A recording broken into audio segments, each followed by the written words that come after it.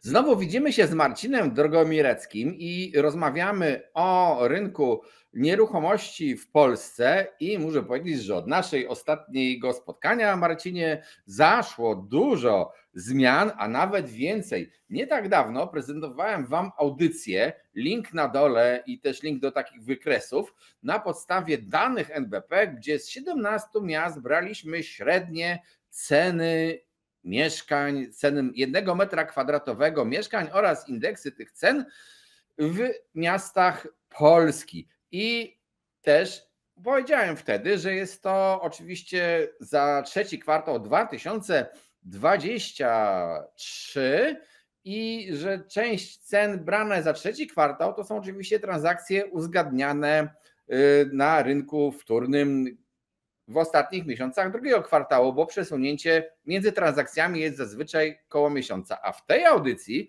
pokażemy, jak to się zderza z cenami obecnie panującymi, to co Marcin zmierzył, bo to może być szok. Jeżeli interesuje Was rynek nieruchomości, subskrybujcie nasz kanał, piszcie nam w komentarzach sugestie nowych tematów, piszcie o sytuacji w swoich miastach z Waszymi nieruchomościami również i zapraszam na stronę symen24.pl, gdzie te audycje i inne, tam gdzie są wykresy, znajdziesz w takiej formie, że oprócz filmu masz również wykresy, no powiedziałbym stacjonarne, które możesz sobie powiększać i dowolnie przeglądać. Dwie rzeczy chcę Wam pokazać, zanim jeszcze Marcinowi oddam głos. Pierwsze, indeks cen mieszkań dla miast takiego jak Szczecin i dla Warszawy. Dlaczego te dwa miasta? Bo w kategorii od 2015 roku do trzeciego kwartału 2023 Szczecin wzrósł najmocniej. Ceny wzrosły 222%. Warszawa z tych wszystkich 17 miast jest najmniejsza. Odsyłam do audycji i od razu chciałbym Wam też pokazać i zwrócić uwagę na ten fragment. To jest trzeci kwartał 2026 dopiero. Szkoda, że brakuje drugiego kwartału, no bo tu jeszcze wzrosty byłyby jeszcze większe. Chciałem pokazać, że ten wzrost ceny wtedy to można powiedzieć był nawet gdzieniegdzie więcej niż dwukrotny w ciągu zaledwie kilku miesięcy. A kolejnym wykresem, który chcę Wam pokazać, to jest wykres, zestawienie cen w 17 miastach. I zapamiętajcie sobie te liczby. Warszawa za trzeci kwartał 2023 cena transakcyjna średnia 12 629. Warszawę zapamiętajcie jako charakterystyczną, bo już oddając głos Marcinowi, chciałbym, żeby opowiedział o tym, jakie on wykrył ceny. Dzień dobry Państwu, dzień dobry Tomku. Tak, ja również przygotowałem tabelę z informacjami o aktualnych średnich cenach ofertowych mieszkań na rynku wtórnym w największych miastach. Podkreślam, że są to ceny ofertowe, czyli to, co widzimy w ogłoszeniach, a nie te ceny, które NBP spisuje z aktów notarialnych. I tu Ci wejdę w zdanie od razu, bo powiedzmy sobie tak, oczywiście to są ceny ofertowe, ja tam przekazałem transakcyjne, ale te ceny ofertowe w NBP też, które mierzy, ja po prostu nie mam w tej chwili wykresu, w Warszawie w ogóle w żaden sposób nie zbliżały się do 17100. Mamy gigantyczny, można powiedzieć, skok o ponad 20% w ciągu kilku miesięcy. Tak. Ja tu, zanim przejdę do tej tabelki, powiem, że wykres, te dane NBP, które prezentowały Warszawę i tam ta średnia cena transakcyjna za metr kwadratowy na rynku wtórnym wynosiła w trzecim kwartale około 12 800 zł za metr kwadratowy. To proszę pamiętać, że ta cena z trzeciego kwartału tak naprawdę jest pochodną cen ofertowych z drugiego kwartału. No bo jeżeli uwzględnimy właśnie ten czas oczekiwania na spełnienie wszelkich formalności, uzyskanie kredytu i tak dalej, to tak można to przyjąć, że ceny z trzeciego kwartału odnoszą się, ceny transakcyjne z trzeciego kwartału odnoszą się do cen ofertowych z drugiego kwartału, a ceny ofertowe w drugim kwartale bieżącego roku w Warszawie oscylowały w granicach 14,5 tysiąca złotych. Krótko mówiąc, ceny transakcyjne były o około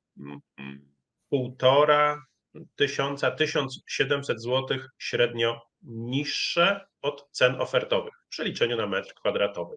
Krótko mówiąc, około 10%, 10 do 15% średnia transakcyjna była niższa od ofertowej w tamtym okresie. Przejdźmy do cen aktualnych, ofertowych. W tej chwili w Warszawie na naprawdę mocno zubożonym, jeśli chodzi o oferty, warszawskim rynku średnia ofertowa przekroczyła już 17 tysięcy złotych za metr kwadratowy i wynosi dokładnie 17,100. Jest to o 1,2% więcej niż przed miesiącem i prawie 26% więcej niż przed rokiem. Krakowie, tutaj bardzo jest to charakterystyczne miasto, zwłaszcza w tym momencie. O ile miesiąc do miesiąca wzrost to niespełna 2%, no to w skali roku Kraków absolutnie wybija się tutaj na pierwsze miejsce. O 1/3 w ciągu roku wzrosła średnia cena ofertowa mieszkania na rynku wtórnym w Krakowie. Co ciekawe, miesiąc do miesiąca nie wzrosły w tej chwili ceny w Katowicach i w Łodzi, w Poznaniu, Białymstoku, w Olsztynie. No te wzrosty miesiąc do miesiąca też nie są duże. Rok do roku, no to znowuż Wrocław wzrost o prawie 1/4, w pozostałych miastach poniżej 20% roczny wzrost średniej ceny ofertowej metra kwadratowego używanego mieszkania. Tu od razu dodam, bardzo ważne jest to, że średnie ceny ofertowe, które aktualnie widzimy, one są mierzone w oparciu o te oferty, które są, które czekają na klientów w portalach ogłoszeniowych. Pamiętajmy, że teraz, kiedy ten deficyt ofert jest bardzo duży, popyt jest bardzo duży, wiele ofert, wiele mieszkań w ogóle, że tak powiem, nie ogląda światła dziennego, nie dociera do portali. Sprzedawane są, bo ktoś powiedział, że chce sprzedać i on już ma klienta, kogoś w rodzinie, wśród znajomych. Część ofert jest sprzedawanych, jak to się mówi, off-market, czyli spod lady, przez pośredników, czyli pośrednik przyjmuje ofertę do sprzedaży, ale w ogóle jej nie ogłasza w portalach ogłoszeniowych, ponieważ on ma w notesie już 10 chętnych na zakup. Krótko mówiąc, można powiedzieć, że w portalach ogłoszeniowych w tej chwili są przede wszystkim te droższe oferty, na które trudniej znaleźć klienta. Stąd te średnie też są właśnie wyższe niż często nam się wydaje, że te mieszkania realnie kosztują. No też tak nie do końca, bo niektóre oferty, jak powiedziałeś, nie zyskują, w ogóle nie ukazują się na światło dzienne na portalach lub też przemijają w jeden dzień i trudno je w ogóle zliczyć wręcz. Natomiast od razu pokazuje również wykres akcji kredytowej w Polsce w ostatnich latach według BIK-u. To jest wykres ilości kredytów, nie kwoty, bo w kwotach to w ogóle w październiku 2023 mieliśmy rekord i pewnie tego rekordu możemy się spodziewać kolejnego w listopadzie. Jak będą dane, sprawdzimy, lub za grudzień, bo akcja trwa, rozdawanie pieniędzy w bezpiecznym kredycie trwa, ale dlaczego ja pokazuję tę rakietę? Bo w biurach pośredników, w wycenach u rzeczoznawców i u kredytobiorców jest również ruch wielce gorączkowy.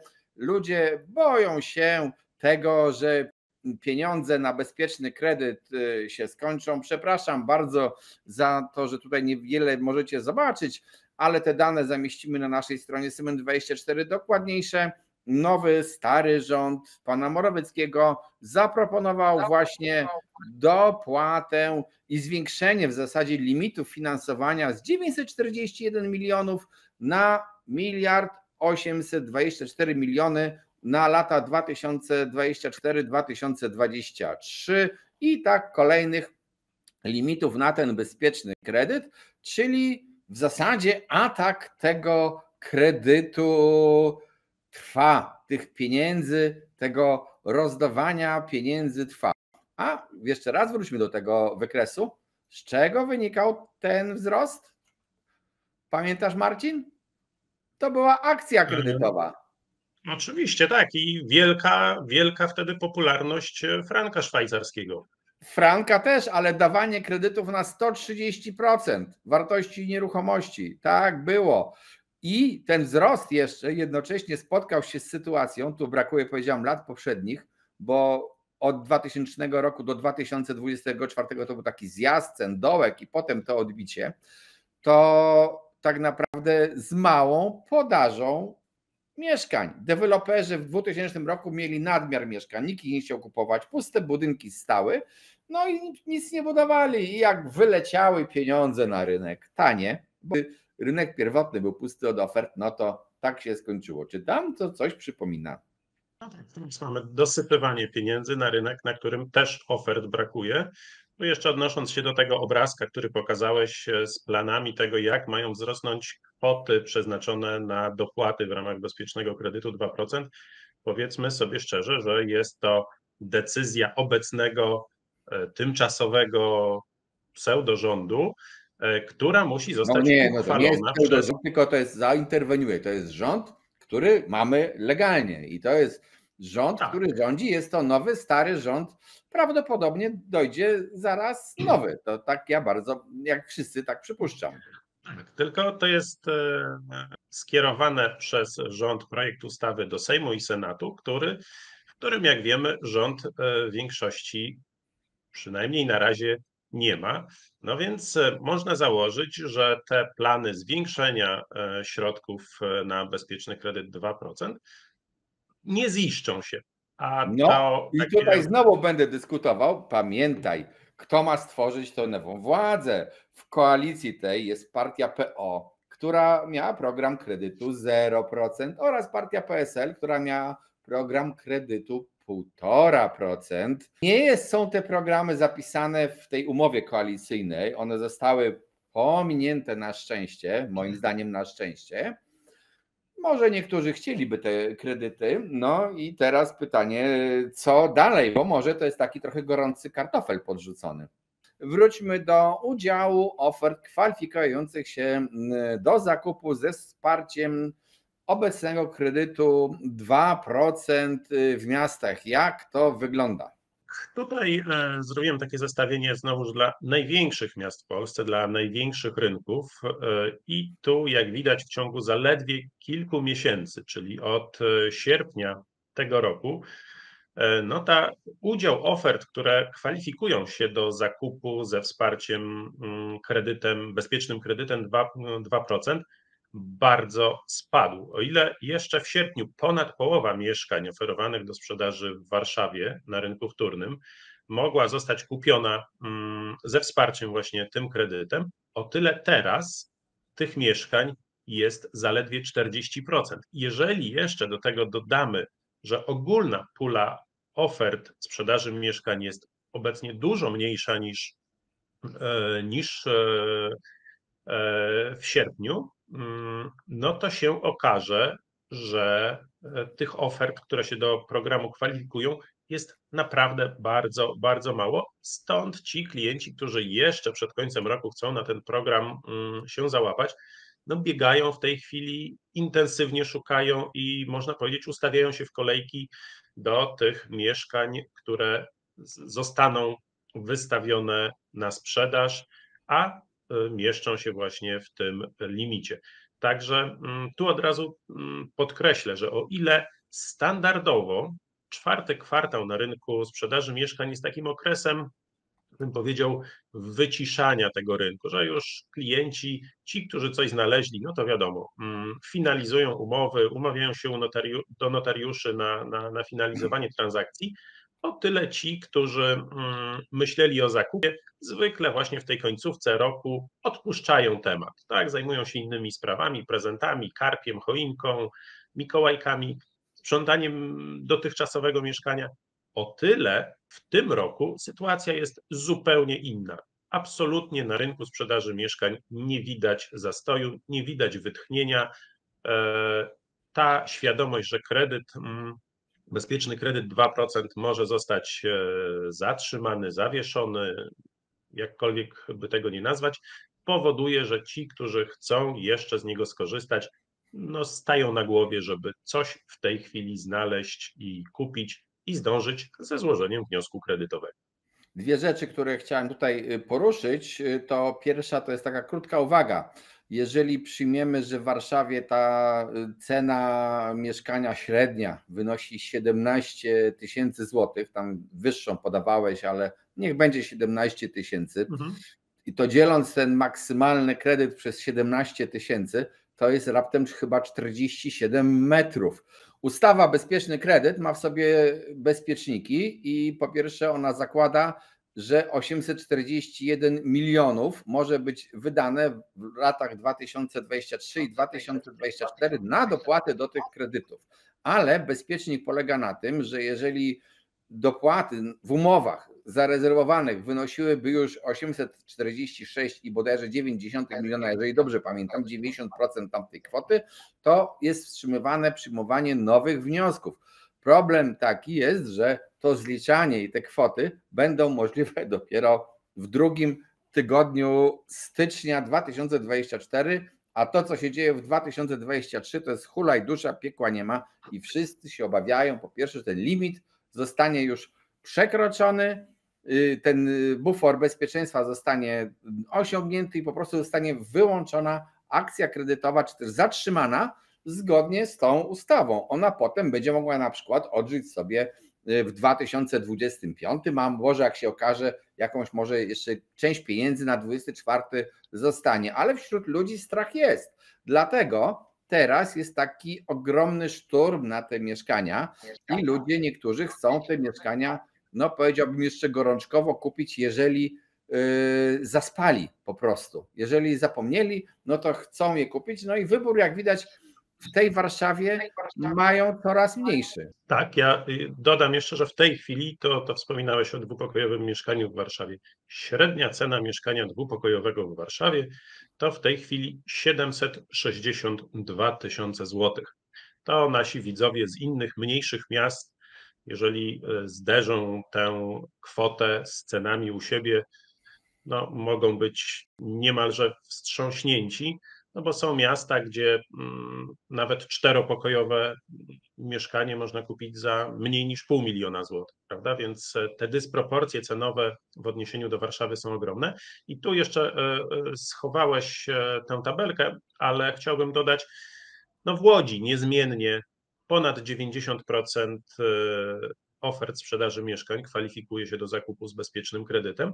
No i pamiętajmy, znowuż mówimy o dużych miastach, ale w małych miastach, mniejszych, średnich, no praktycznie wciąż wszystkie oferty sprzedaży mieszkań, albo prawie wszystkie, kwalifikują się do zakupu ze wsparciem kredytowym. Więc poza tymi największymi ośrodkami, no ten popyt cały czas ma szansę się, że tak powiem, ziścić.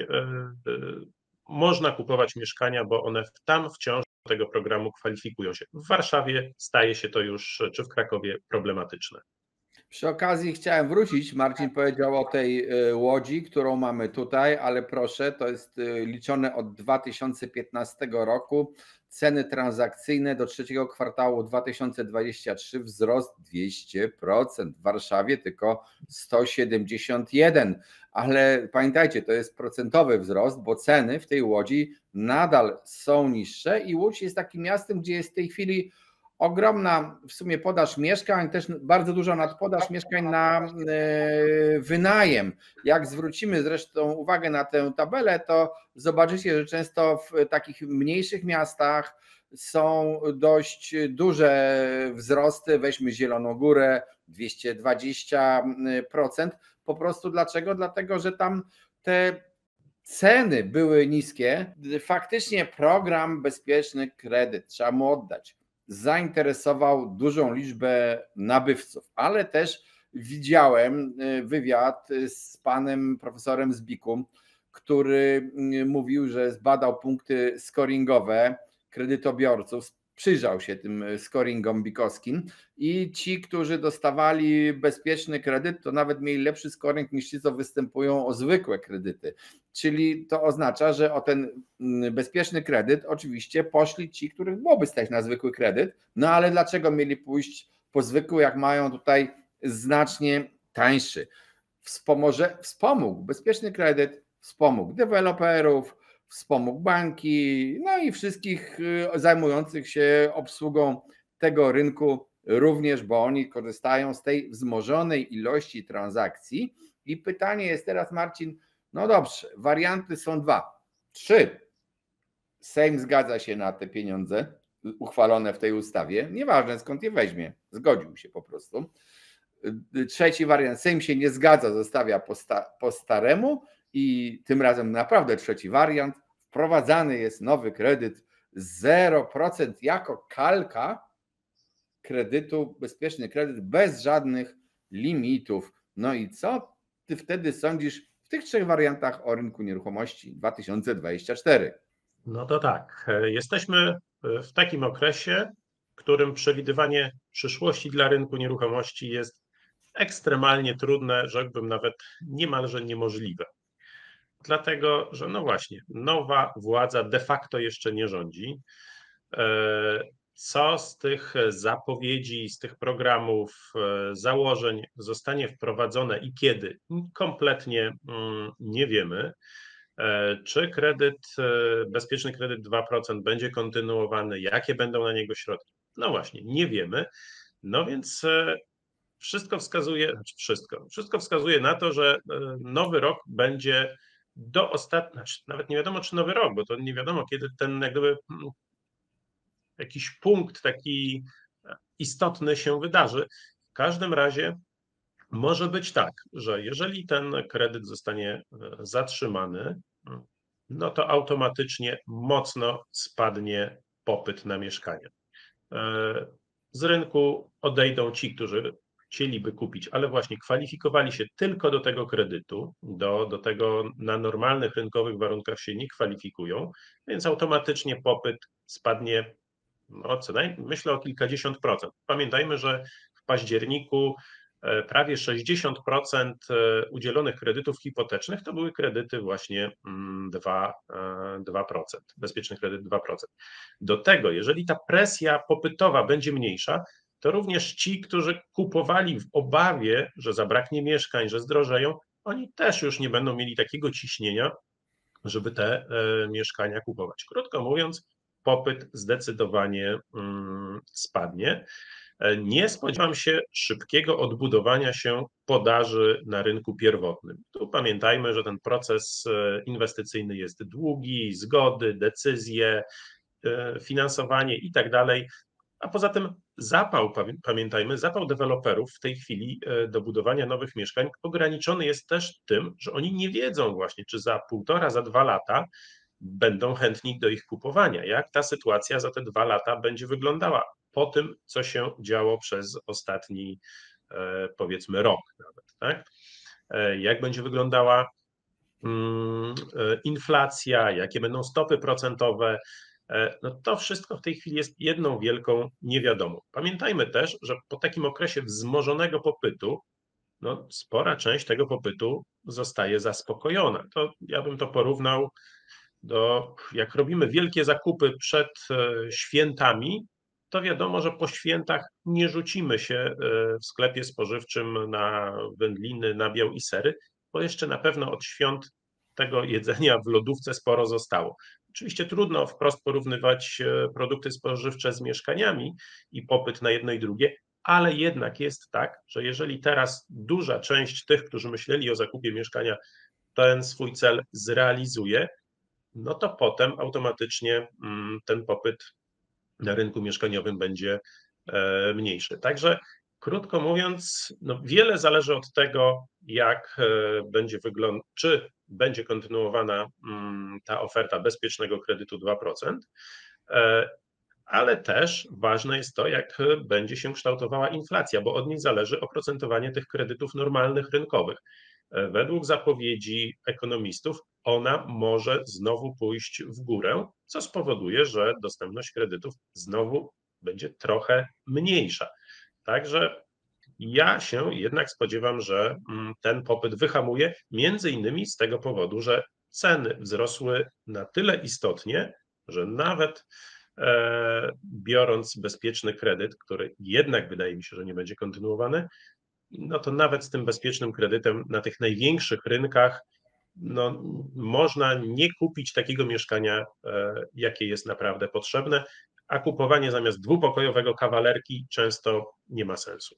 Powiem tak, w ogóle to twoje porównanie ze świętami jest całkiem dobre. Ludzie przed świętami bardzo często kupują sobie, no nie wiem, telewizor, jakieś tam konsole do gry, różne rzeczy, bo to ma być prezent. Albo trzeba święta miło spędzić, a niektórzy widzą, że telewizor jest to świetny sposób na spędzanie świąt, a 2 dni po świętach ten sam telewizor kosztuje znacznie taniej, bo przecież trzeba wypróżnić magazyny i wyczyścić i bez oficjalnych programów promocyjnych po prostu często jest znacząco taniej i to już ma odniesienie troszeczkę do nieruchomości. Widzę, że w ogóle uciekłeś od tematu, co będzie, jeżeli te programy będą w jakiś sposób kontynuowane. Rozumiem, nie zakładasz tego scenariusza, okaże się, zobaczymy. Bardzo ciekawi mnie, jaki będzie obrót mieszkaniami. I tutaj się z Tobą zgadzam, że perspektywa wycięcia tego bezpiecznego kredytu, tego programu, czy to wycięcia, czy zatrzymania, w każdym razie no, chwilowego zatrzymania powiedzmy nawet, ta perspektywa oznaczałaby zmniejszenie ilości kupowanych i sprzedawanych mieszkań, bo jak powiedziałeś, ceny już doszły naprawdę do wysokich poziomów i pytanie jest, kogo na to stać. A druga sprawa, nasze płace tak nie rosną bardzo, a też grupa ludzi, którzy kupują mieszkania inwestycyjnie pod wynajem, może się zastanawiać mocno, czy teraz kupować mieszkanie, jeżeli widzimy, że na rynku najmu jest stagnacja, jest duża podaż ofert. Nic nie wskazuje na to, żeby nagle mieli się pojawić jakiś ogromny tłum nowych najemców w Polsce, no chyba, że tych, co nie będzie stać na mieszkania, to oni się będą pojawiali. No i widzą, że w tej chwili ta opłacalność, ten wzrost z inwestycji jest taki sobie. Raczej bym powiedział znacznie gorszy, więc to też może nie zachęcać. No i teraz jeszcze jedna uwaga do tego, co powiedziałeś o deweloperach. Podaż fizyczna mieszkań to jest jedno, ale drugie to jest to, że deweloperzy sprzedają dziurę w ziemi, sprzedają perspektywę i zawierają kontrakty i oni nie muszą fizycznie wybudować mieszkań, żeby już zacząć sprzedaż, więc ale trzeba też przyznać szczerze, że to takie ożywienie i ten ruch, zresztą robiliśmy audycję na kanale, macie linki do audycji, gdzie pokazywałem właśnie wzrost rozpoczynanych budów nie jest wielki. Widzisz jakieś światełko w tunelu albo co z tym najmem się stanie, jeśli byś chciał jeszcze skomentować? Tak, jeśli chodzi o deweloperów, to na ostatnim takim spotkaniu przygotowanym przez Rzeczpospolitą, gdzie byli deweloperzy reprezentowani, Polski Związek Firm Deweloperskich, no było podkreślone to, że o ile tych budów rzeczywiście jest rozpoczynanych więcej, no to one nie są rozpoczynane na tych najistotniejszych rynkach. Także to jest ważny sygnał. To jedna rzecz. Druga, mówisz, że nie trzeba fizycznie mieć mieszkania, żeby go oferować i sprzedawać. Oczywiście, ale trzeba to mieszkanie, tą ekspektatywę, tę przyszłość wycenić.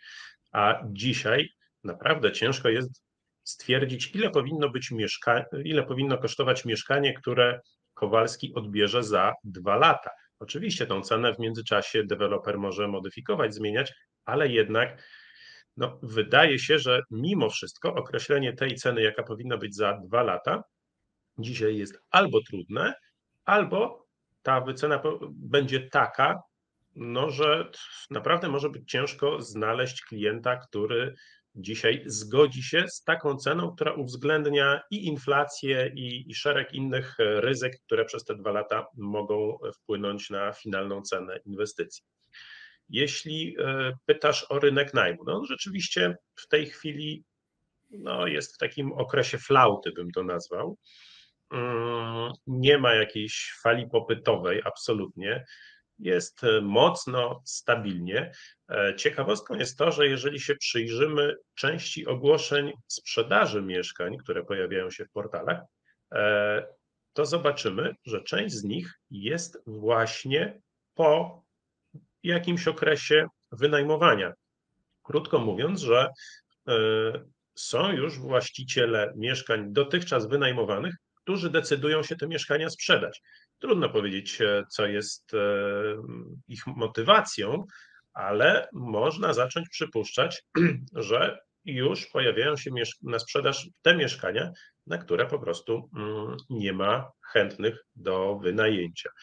Także na pewno wciąż dużo ciekawego na rynku będzie się działo. Ja jeszcze wrócę też do tego bezpiecznego kredytu 2%, o którym mówimy i mogłoby się wydawać, że jesteśmy absolutnymi, a przynajmniej ja, osobami, które negują całkowicie tę ideę. Absolutnie nie. Takie wsparcie na zakup mieszkania dla osób rzeczywiście potrzebujących jak najbardziej państwo powinno oferować, ale bezpieczny kredyt 2% nie ma tak naprawdę żadnych logicznych warunków, które uzasadniałyby jego wprowadzenie w takiej jak obecnie formie. To jest de facto wylanie czy wysypanie worka pieniędzy na rynek bez jakichś szczególnych obostrzeń, wymagań do beneficjentów. Może brać każdy, może to być singiel, który świetnie zarabia, ale jest odpowiednio młody i nie miał dotychczas mieszkania i on może sobie kupić super mieszkanie z dopłatą od nas wszystkich. Natomiast małżeństwo z 2 dzieci, które na przykład 10 lat temu kupiło sobie kawalerkę i już się absolutnie nie mieszczą w tej kawalerce, niestety wsparcia w ramach bezpiecznego kredytu 2% nie dostanie, żeby kupić sobie teraz potrzebne większe mieszkanie. Także tak jak mówię, wsparcie jak najbardziej, ale przemyślane, a nie takie, jak to jest w bezpiecznym kredycie 2%. Skoro mówisz o wsparciu i wspieraniu popytu, to już mój portfel zadrżał ze strachu i uciekł, już schował się nawet z przedpokoju gdzieś pod łóżko, dlatego że wspieranie popytu jest korzystne dla polityków. Polityk wspierający popyt mówi: patrzcie, jak dobry jestem, dam wam pieniądze i to wsparcie widać natychmiast.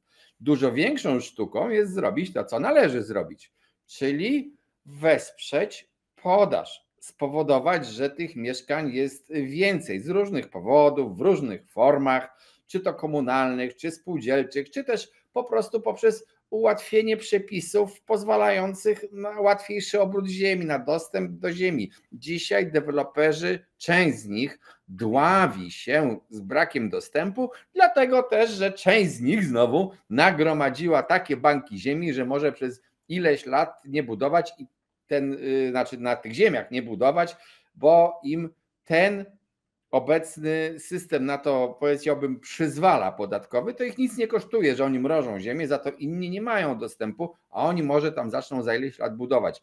Sytuacja deweloperów jest różna w różnych miastach, więc proszę, żebyście nie zrozumieli, że ja powiedziałem o wszystkich sytuacjach, które tak wyglądają, bo to jest pewne uogólnienie. Ale też pytanie jest, czy deweloperom, czy ich nie straszy? Sądzę, że jeszcze nie, sam sobie odpowiedziałem, program budowy mieszkań komunalnych. 300 000 zakładała Lewica, nie powiedziała, w jakim czasie ma zamiar tych mieszkań komunalnych zbudować. Program walki z pustostanami, który być może wejdzie, 10 miliardów PO chciała rzucić na ten program. Czy te pustostany są tam, gdzie chcemy mieszkać, inna sprawa, ale to jest jakaś podaż. Tyle, że dla polityków to jest też takie troszeczkę niewygodne. Rewitalizację pustostanów widać nie natychmiast, może za kilka miesięcy, załóżmy, że to tak nastąpi, ale budowa mieszkań komunalnych, no to będzie widoczna za kilka lat dopiero. Może nawet po końcu tej kadencji Sejmu, bo przecież trzeba przygotować tereny, plany. To nie jest tak hop-siup, że sobie powiem, że zbuduję mieszkania komunalne. I jest mało atrakcyjna politycznie w świetle tego, co powiedziałeś wcześniej o wyborach kolejnych, następujących, tam samorządowych, czy też prezydenckich. Ale pytanie, czy deweloper dzisiaj się nie myśli nad tym, ojej, a może kiedyś wejdą faktycznie, zrobią te budynki komunalne i może im się ten program uda, to ja wtedy nie będę, widzę, że się uśmiechasz, skomentuj ten swój uśmiech. No tak, bo myślę, że deweloper jednak opiera się na rzeczywistości i jest realistą, a nie politykiem populistą. Tak? Myślałem, że się uśmiechasz do tego, że ja powiedziałem, że może ten program im się uda. No, to swoją drogą, tak? To swoją drogą, biorąc pod uwagę to, że na szczeblu, dajmy na to, rządowym miałaby zapaść decyzja, potem samorządy miałyby to realizować, ktoś miałby wybierać oferty deweloperów, którzy by te budynki stawiali.